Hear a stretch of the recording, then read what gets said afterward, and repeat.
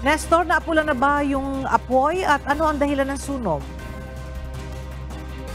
Yes, Ella, pasado alas 7:30 nga ng umaga ay napula ng apoy o sunog dito sa lugar ng warehouse sa Giginto, Bulacan. At isa sa tinuturong dahilan na pinagmulan ng sunog ay ang nag-apoy at sunog na iskina dito sa loob ng pabrika. Nilamon ng apoy ang dalawang warehouse ng plastic sa RIS5 Industrial Complex, Barangay Tabi, Giginto, Bulacan, pasado alas 12 kagabi. Isang 32 anyos na lalaki ang nasawi. Sunog na kinilalang activist ng High Plus Manufacturing. Ang nasabing pabrika ay pagmamay-ari ng isang lalaki na si Robert Ong.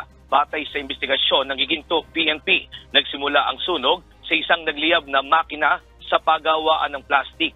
Nag-apoy umano ito at sumabog kaya mabilis na kumalat ang sunog. Dito naman natrap ang sekretary ng pabrika matapos itong balikan ang mga pera na pampasweldo sana sa mga empleyado. Ang initial investigation na lumalabas nagsimula yung sunog sa machinery area at yung biktima at mga kasama niya sa trabaho nung time na nangyari yung sunog, lumabas na ng warehouse. Ngayon itong biktima natin bumalik sa opisina na maaaring merong kukunin, kaso hindi na siya nakakalabas. Ang isa namang trabahador na si Jeffrey Pepito nagtamo ng sunog sa iba't ibang parte ng katawan dahil sa sumabog na makina. Sinubukan niya sana itong patayin gamit ang fire extinguisher, subalit biglang sumabog. Ang masaklap pa, ang pera na inipon niya ng 13 taon nasunog din. Anya, wala rin siyang naisalbang gamit, subalit ang mahalaga ay nailabas niya na ligtas ang kanyang asawa at anak. Mandar po. Hindi po, may tao po. Hindi napansin siguro na may apoy sa ilalim. Ngayon pag medyo malaki na, napansin na nila na may apoy sa ilalim. Bali ang nangyari niyan, sumabog doon sa ilalim ng makina. Silalim po ng makina. Sumabog yung apoy doon. Doon siya bali sumabog siya papunta dito sa plastic yun eh.